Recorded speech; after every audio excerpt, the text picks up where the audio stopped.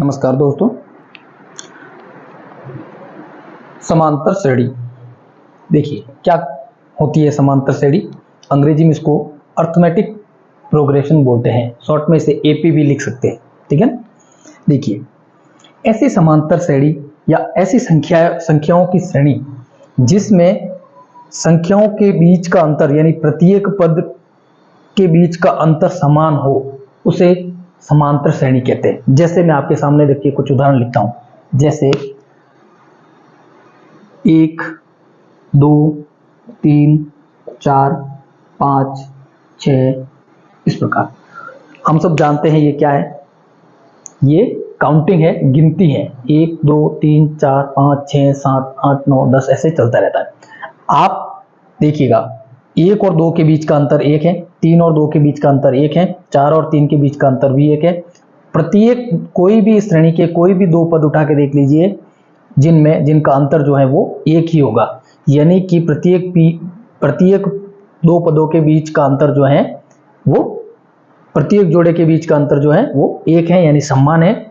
तो यह एक समांतर श्रेणी है।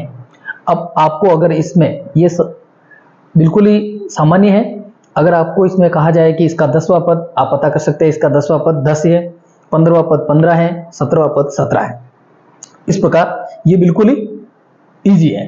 लेकिन अगर आपको ये कहा जाए कि संख्याएं जैसे कि मान लेते हैं 17 से शुरू होती है, 17, 18, 19, 20 इनके बीच का अंतर भी 1 है। लेकिन अगर आपको कहा जाए कि इसका 77वां पद ज्ञात कीजिए तो आपको थोड़ी सी डिफिकल्टी हो सकती है। ये 17 से हो रही है तो इसका मतलब इससे 16 कम करना पड़ेगा, यानी कि अगर इसका 77वां पद 77 है तो ये 17 से शुरू हो रही है, अंतर भले ही 1-1 है लेकिन 16 इससे कम होगी।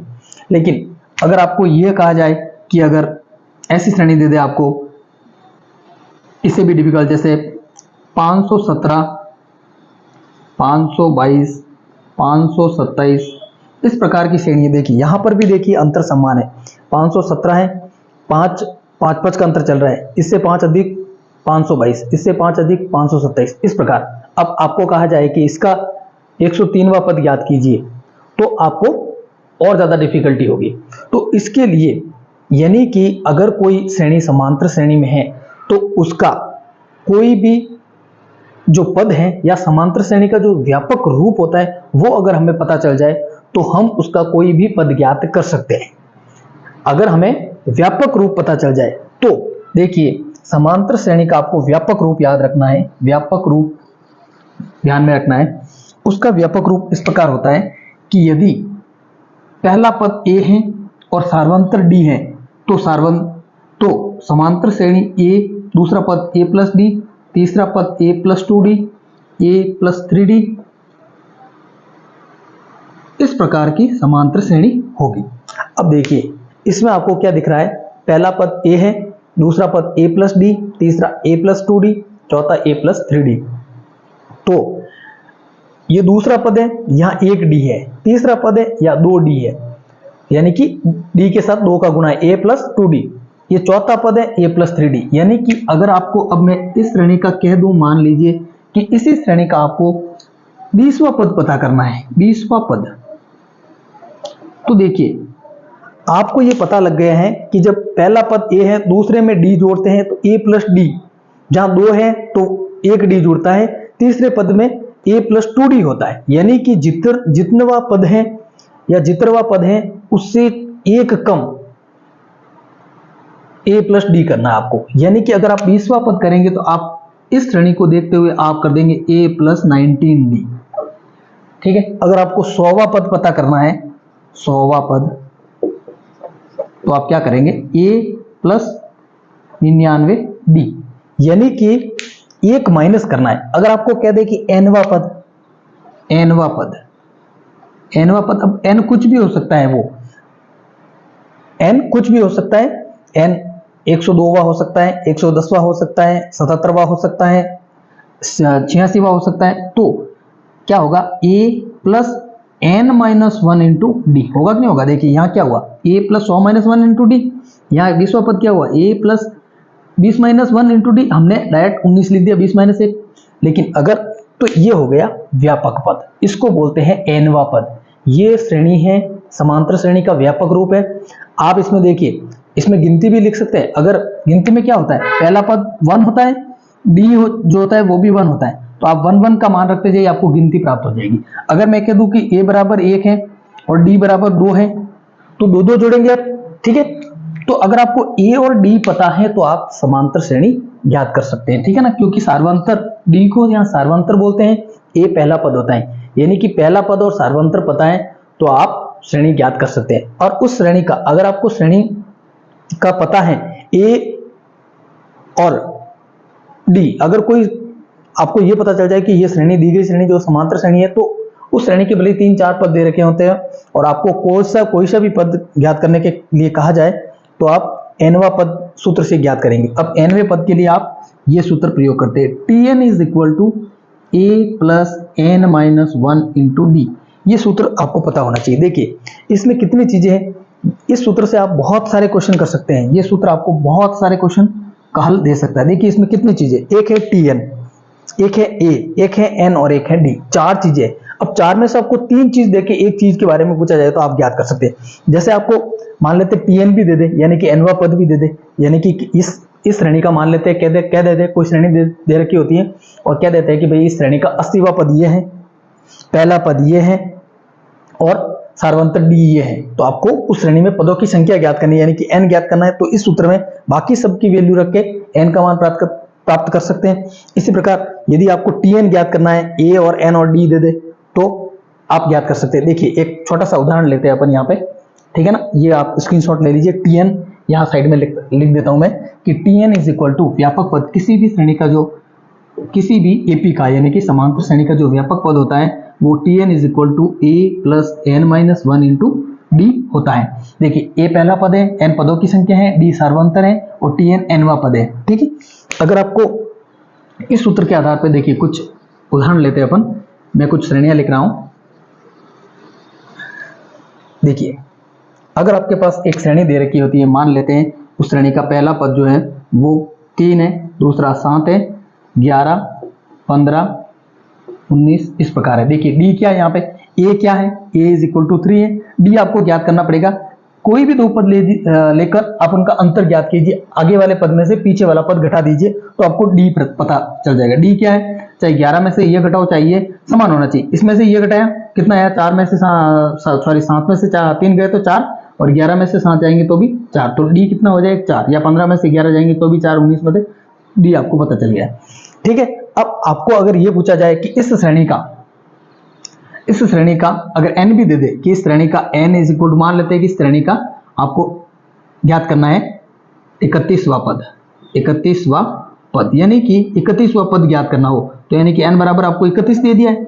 अब आप देखिए इससे ज्ञात कर सकते हैं इस श्रेणी का, तो सीधा ही आपको t 31, n की जगह आपने क्या रखा 31 इज इक्वल टू a आपके पास दे रखा है 3 तो रखेंगे 3, डी n आपके पास क्या है 31 माइनस 1, डी आपने ज्ञात कर दिया है पदों का अंतर देके 4। तो देखिए इसको सॉल्व करेंगे अगर तो t 31 is equal to 3 into ये कितने हो जाएंगे 30 और यहाँ प्लस होगा a प्लस डी, ठीक है, 3 प्लस 30 इंटू 4 हो गया। अब देखिए आसानी से ज्ञात कर सकते हैं 3 प्लस ये कितना हुआ 4 3 12 123। तो ये Tn की मदद से आपने सीधा आपने 31वां पद ज्ञात कर दिया, नहीं तो आपको 31 पद लिखने पड़ते तो उसमें कितना टाइम बर्बाद होता। अब आप 31वां की उसका 500वां पद भी ज्ञात कर सकते हैं, बिल्कुल आसानी से ज्ञात कर सकते हैं इस सूत्र से। तो आपको अब इसी श्रेणी में, या मान लेते हैं अगर आपको यह कहा जाए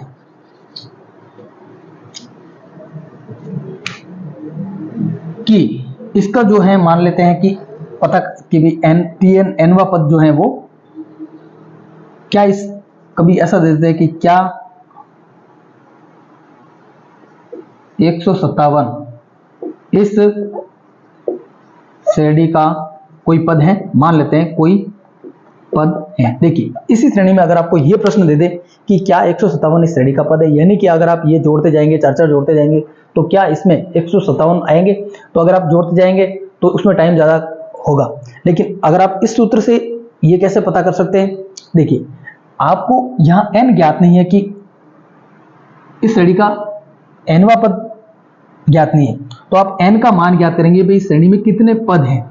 b आपके पास है, a आपके पास है, आप ज्ञात करेंगे n, और आपको मान लेते हैं कि आपने tn मान लिया है कि 157 जो है वो tn यानी कि nवां पद कोई ना कोई है। ये आपने क्या मान लिया कि जैसे 31वां पद है ये 123, तो इस प्रकार जो 157 दे रखा है मान लेते हैं कि ये nवां पद है, यानी कि अब n का मान आएगा कुछ भी, ये हो सकता है कि ये 30वां पद हो, 31वां हो, 32वां हो, 33वां हो, लेकिन अगर n का मान क्या होना चाहिए, पूर्णांक में होना चाहिए, क्योंकि पद की संख्या हमेशा ये पहला पद है, ये दूसरा, ये तीसरा। कभी ऐसा नहीं इस श्रेणी का कोई 2.5वां पद है क्या, नहीं हो सकता। 3.25वां पद है क्या, नहीं हो सकता। 5.5वां पद है क्या, नहीं हो सकता। यानी कि पद जो होता है वो पूर्ण संख्या में ही होगा। ये पहला पद है, ये दूसरा, दूसरे के बाद सीधा तीसरा आएगा। ऐसा नहीं कि 2.5वां पद आएगा, 2.25वां या 3.25वां पद आएगा, ऐसा तो आएगा नहीं। यानी कि n का मान जो है वो पूर्णांक में आना चाहिए।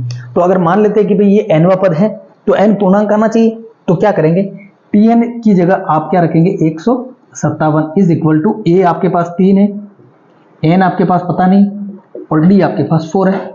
इसको सॉल्व करेंगे तो n आपके पास पूर्णांक आना चाहिए। देखिए 3 घटाएंगे 157 माइनस 3 बट्टा 4 कर देंगे तो n-1 बच जाएगा। उधर क्या हो जाएगा, यहाँ पे 157 में से 3 गए 154 बट्टा 4 plus 1 is equal to n। अब इसको आप सॉल्व करेंगे तो n का मान कैसा आना चाहिए, पूर्णांक में आना चाहिए। तो n इज इक्वल टू 154 में 4 का भाग दे सकते हैं, 1 चौक 2 चौक 12 3 चौक 12 बच गए 3 34 नहीं जाएगा। इसका मतलब ये पूर्णांक में नहीं आएगा। तो देखिए n तो यहां लिख सकते हैं अपन, या 154 प्लस 4 बट्टा 4 अपन लसा पर ले ले सीधा ही, तो 154 प्लस 4 1 से गुणा हो गया, यहाँ कुछ नहीं है तो कितने हो जाएंगे 158 बट्टा 4। अब 4 का भाग अगर n अगर पूर्णांक है, यहाँ देख देख देते हैं 3 चौक 12 3 बच गए 38 9 चौक 36 2 बच गए, तो ये 39 आ गया। तो n पूर्णांक नहीं है, n पूर्णांक नहीं है, तो अतः 157 जो है वो इस श्रेणी का पद नहीं हो सकता, पूर्णांक में होना चाहिए था। तो अगर पूर्णांक होता तो n का मान पूर्णांक होता तो ये कोई ना कोई पदवा होता, ठीक है ना।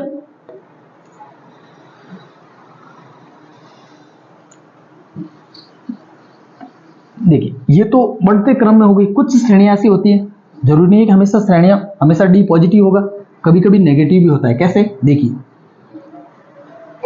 आपके पास ऐसी श्रेणी भी हो सकती है कि मान लेते हैं 162 160 158 156। देखिए इसमें क्या हो रहा है, इतनी देर इससे पहले हमने जो श्रेणियां देखी थी वो सब में बढ़ते हुए थी, लेकिन यहाँ क्या है, यहाँ पहला पद बड़ा है, उसके बाद ये छोटा है, ये छोटा है, ये छोटा है, यानी कि पहला पद दूसरा पद पहले पद से छोटा है, तो d यहाँ पे नेगेटिव हो जाएगा। यानी कि अगर आप 160 में से 162 घटाएंगे तो आपको -2 प्राप्त होंगे, 158 में से 160 घटाएंगे तो -2, यानी कि d का मान यहाँ क्या है, ये यहाँ पे क्या है 162, d यहाँ पे क्या है -2 है, ठीक है। अब इसमें आपको अगर कह दे कि भाई nवां पद ज्ञात करना है, यानी कि इसमें कह दे कि भाई आपको 25वां पद ज्ञात कीजिए, अगर आपको 25वां पद ज्ञात करना है तो n बराबर 25 लेंगे। अब क्या करेंगे, इसमें रखेंगे t25 is equal to a कितना है आपके पास 162 प्लस n आपने मान लिया 25वां पद ज्ञात करना है, तो 25 माइनस 1 क्या होता है 24, d आपने क्या ज्ञात किया -2। तो देखिए 162 माइनस का गुणा होगा तो माइनस हो जाएगा, 24 का गुणा -2 से तो -48, तो 48 घटा दीजिए कितने हो जाएंगे 114। तो इसका जो 25वां पद होगा वो 114 होगा, ठीक है। और अगर ऐसा पूछा जाए कि क्या इसका कोई पद 101वां होगा, मान लेते हैं 101, जैसे कहते हैं कि भाई 101 इस श्रेणी का पद है, क्या 101 इस दी गई श्रेणी का कोई पद है, तो क्या करेंगे, पिछली बार हमने क्या किया था, वही 101 को nवां पद मानेंगे और n ज्ञात करेंगे। तो देखिए 101 को अपन nवां पद ज्ञात कर मान लेंगे, पहला पद क्या है 162 प्लस n-1, n तो ज्ञात करना है, n पूर्णांक करना चाहिए, d हमारे पास क्या है -2, तो देखिए 101 minus 162 is equal to n minus 1 into minus 2। तो कितने बचेंगे, माइनस के 61 बट्टा minus 2 is equal to n minus 1। Minus minus हो जाएंगे कैंसिल, यहीं से पता लग गया 61 में 2 का भाग नहीं जाएगा। तो n इज इक्वल टू 61 बट्टा 2 प्लस 1। देखिए 61 में 2 का भाग पूरा पूरा नहीं जाएगा, तो n तो पूर्णांक नहीं है, n पूर्णांक नहीं है, n पूर्णांक होना चाहिए। n पद की संख्या है, पद की संख्या हमेशा पूर्णांक में ही होगी, पहला पद, दूसरा पद, तीसरा पद ऐसे ही होगे। 17वां पद, 18वां पद, ऐसा नहीं 17.5 पद होगा, 17.5 पद होगा, 18.5 पद होगा, ऐसा नहीं होगा। तो n पूर्णांक नहीं है, नहीं है, अतः दी गई श्रेणी का 101 इस श्रेणी का कोई पद नहीं है, इस श्रेणी का कोई पद नहीं है, कोई पद नहीं है। देखिए यहां तक हमने किस बात की चर्चा की है, समांतर श्रेणी के व्यापक रूप की और उसके nवें पद की। इसमें जितनी भी वैल्यू दे रखी है, अब आपको वो क्वेश्चन को घुमा सकता है, इसलिए इस सूत्र का आपको घुमा घुमा के प्रयोग करना सीखना चाहिए। जैसे कि कह दिया कि 101वां पद क्या इस श्रेणी का पद है, तो उसको nवां पद मानेंगे, n पूर्णांक ज्ञात करेंगे।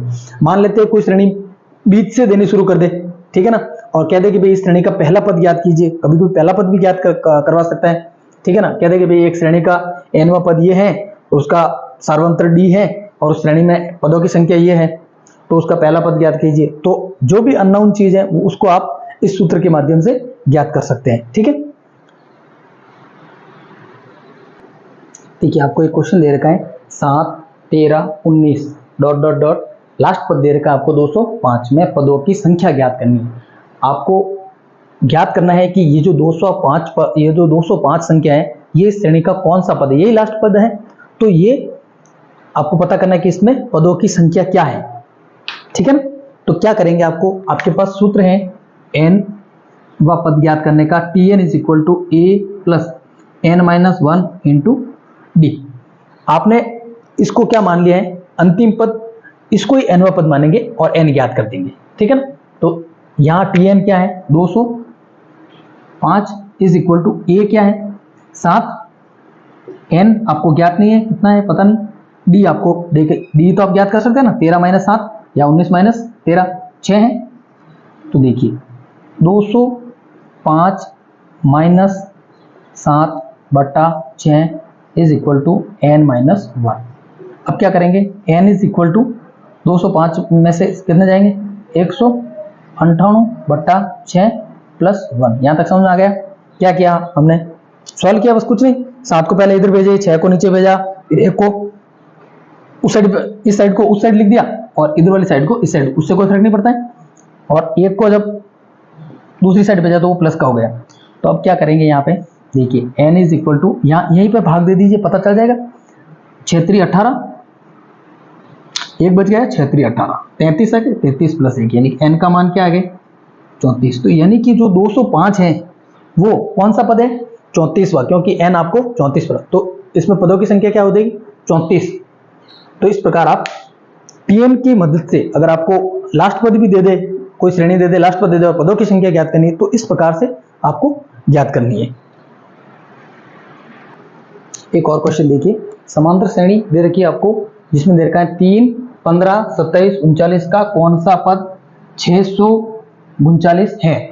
तो क्या करेंगे, उसी सूत्र का प्रयोग करेंगे, इसको nवां पद मानेंगे कि माना कि ये nवां पद जो है 639 है। तो nवें पद का सूत्र आपको याद है, Tn is equal to a plus n minus 1 into D.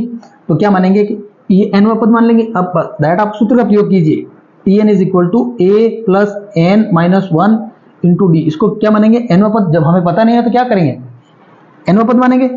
और nवें पद का सूत्र आपके पास है, एक दे रखा है आपको, n आपको पता नहीं है क्योंकि nवां पद हमने माना है, अभी ज्ञात होगा। डी आप ज्ञात कर सकते हैं, पद दे रखे, तो कितना 15 और 3 का अंतर पॉजिटिव होगा, 3 में कितने जोड़ेंगे तो 12, 15 हो जाएंगे, 15 में कितने जोड़ेंगे तो 27 हो जाएंगे, 12 तो 12 हो रहे हैं। या 27 में से 15 घटाएंगे तो कितने हो जाएंगे 12, 39 में 27 घटाएंगे तो 12, तो ये आ जाएगा डी।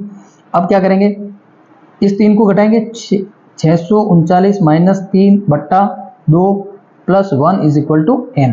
यहाँ तक समझ में आ गया होगा। अब क्या करेंगे, कितना आ जाएंगे, 3 जाएंगे तो 36, 636 बट्टा 2 plus 1 is equal to n। 636 में आपको भाग देना है, 318 आ जाएंगे। 636 का आधा कितना होता है? 318 plus 1 is equal to n, तो n क्या हो जाएगा? 319। यानी कि ये कौन सा पद है? 319वां पद जो है वो ये है 639, 319वां पद हो जाएगा। ठीक है ना? कौन सा पद हो जाएगा? 319वां। नहीं, गड़बड़ हो गई यहाँ पे, यहाँ 2 भेज दिए। मैंने कहा इतना बड़ा पद कैसा आ गया, सॉरी। यहाँ 12 है, 12 है। देखिए डी कितना आपने? 12 है, हमने यहाँ 2 लिख दिए थे। मैंने कहा इतना बड़ा नहीं आना चाहिए। ठीक है, तभी मैंने गौर किया कि क्या हो सकता। देखो 12 का भाग देते हैं इसमें। 12 का जाता है कि जाता? 12 पानिया 60, 3 भारतीय 36, 12 पानिया 60, भारतीय 36, 53 plus 1 is equal to n, यानी कि n का मान कितना हो जाएगा? 54। n का मान कितना आ जाएगा? 54। तो जो 639 है वो इस श्रेणी का 54वां पद है। अगर आप 12-12 जोड़ते जाएंगे तो 54वां पद आपको ये प्राप्त हो जाएगा।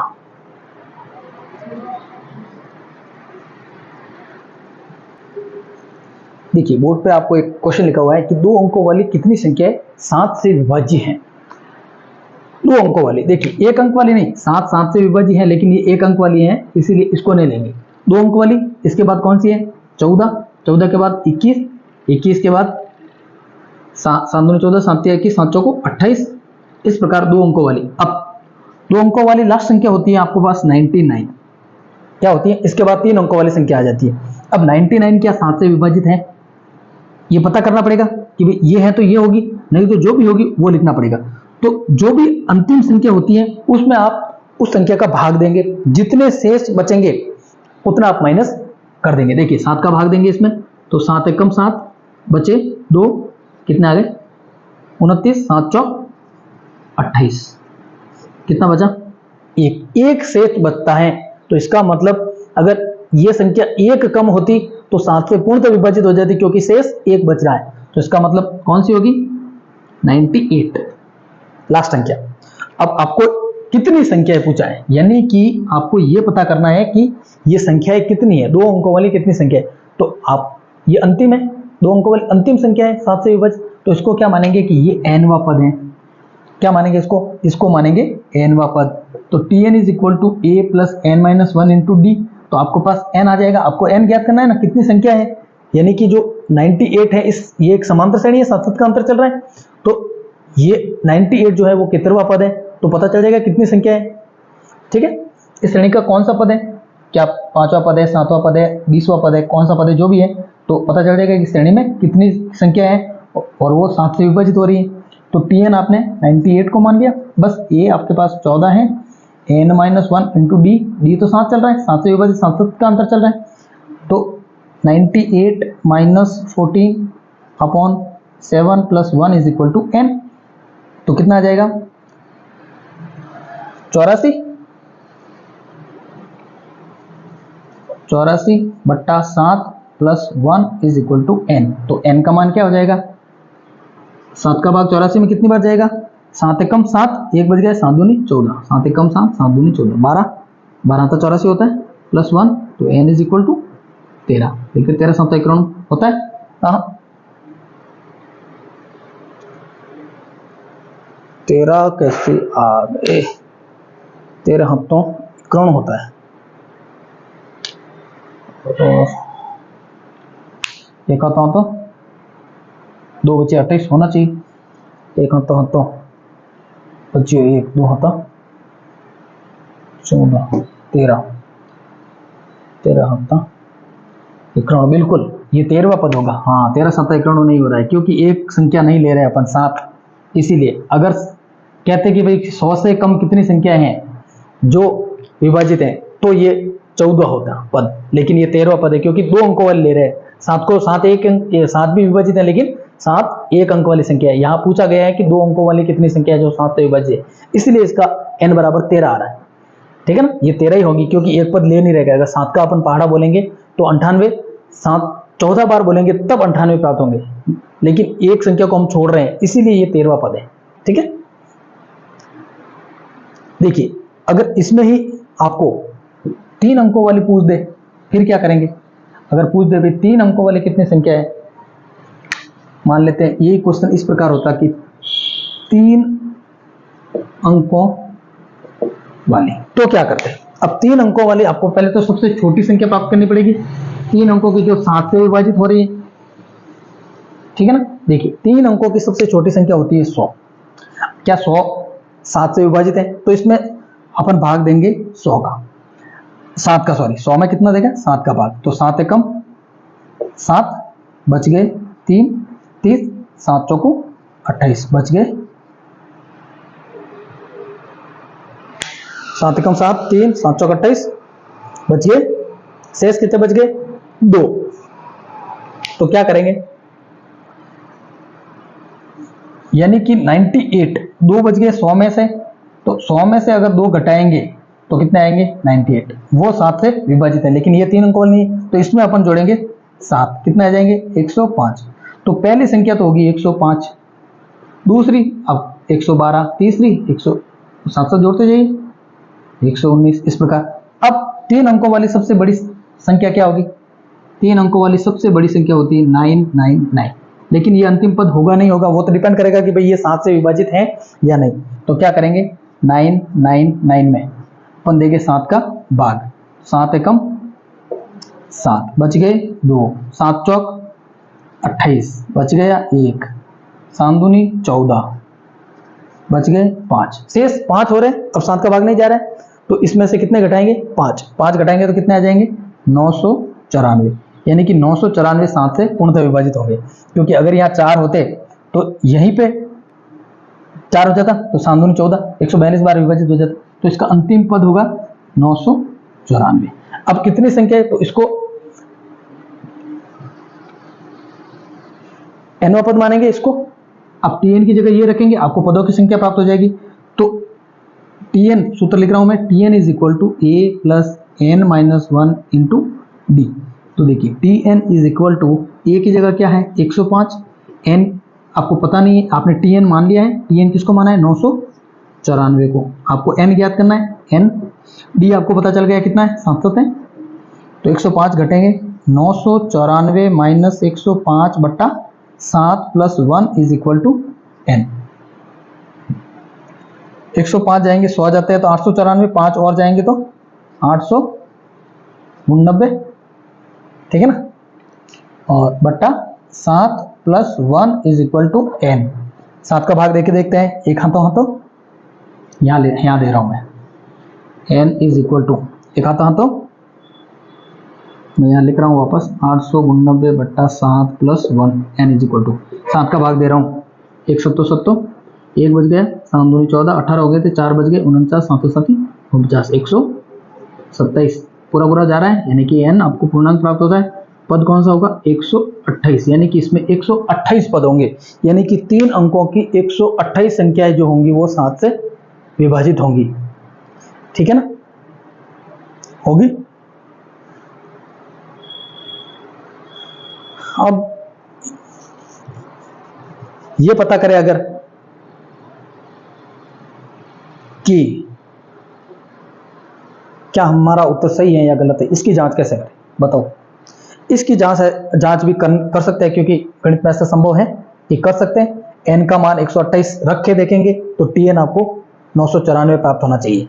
आप इस सूत्र में a रखेंगे, n रखेंगे, d रखेंगे तो आपको 994 प्राप्त। तो जांच करते देखिए, जांच ये भी सीखे आप, जांच करना सीखे। आपको डाउटफुल हो सकता है क्या इसमें 128 पद हैं या नहीं है, आपने ज्ञात कर दिया, तो आप इस डाउट को क्लियर करने के लिए क्या करेंगे? n की जगह 128 रखेंगे तो tn ये वैल्यू आनी चाहिए। तो क्या करेंगे आप? a की जगह तो रखेंगे 105 प्लस n माइनस 1 यानी कि 128 माइनस 1 यानी कि 127, और d कितना है? 7। तो आपको tn कितना प्राप्त होना चाहिए? ये। अब इसको सॉल्व करेंगे तो ये प्राप्त होना चाहिए, यानी कि 105 इसको गुणा करेंगे 9 गुण 50, हासिल के 4, 7 दूनी 14, 14 और 4 18, हासिल का 1, 1 7 हाथ में 1 8। अब इन दोनों को जोड़ दीजिए, देखिए 9 और 5 कितने होते हैं? 14, हासिल का 1, 8 और 1 हासिल का 9 और 9 हो गए। इसका मतलब ये जो हमने n ज्ञात किया ये बिल्कुल सही है, क्योंकि इसमें अपन ए, एन और डी का मान रखते हैं तो ये प्राप्त होता है। ठीक है, तो इस प्रकार जांच भी कर सकते हैं आप।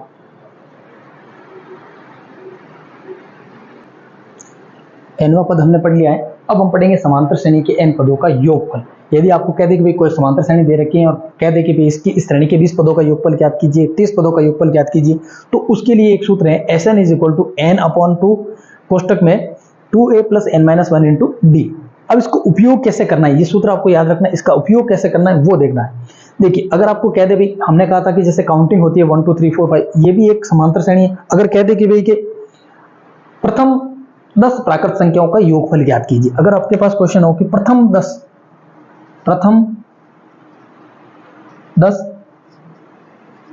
प्राकृत संख्याओं का योग, यानी कि आपको 1 2 3 4 5 6 7 8 9 10 ये ज्ञात करना, और Sn की मदद से ज्ञात करें तो 1 2 3 10, तो S10 ज्ञात करेंगे, 10 पदों का योगफल है।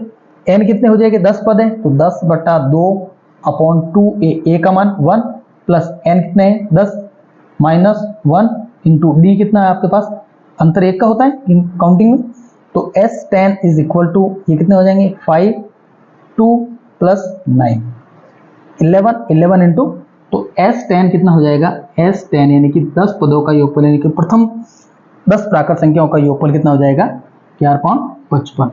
अगर ये आप जोड़ के भी देख सकते हैं, 1 + 2 + 3 + 4 + 5 6 7, ये जोड़ के देख सकते हैं, यानी कि 1 + 2 + 3 + 4 + 5 + 6 + 7 + 8 + 9 + 10, ये जोड़ेंगे आपको आपके पास कितना आ जाएगा 55। जोड़ के देख लीजिए, 3 ने 3 6 6 4 10 5 15 21 21 28 28 और 8 28 और 8 36 36 और 9 45 45 और 10 55। तो ये सूत्र का प्रयोग करके आप ज्ञात कोई भी जो समांतर श्रेणी है उसके n पदों का योगफल आप ज्ञात कर सकते हैं। ठीक है, इसके बारे में यानी कि Sn के बारे में अपन, ये वीडियो बहुत लंबा हो जाएगा, इसलिए इसकी चर्चा जो है अपन अगले वीडियो में जरूर करेंगे।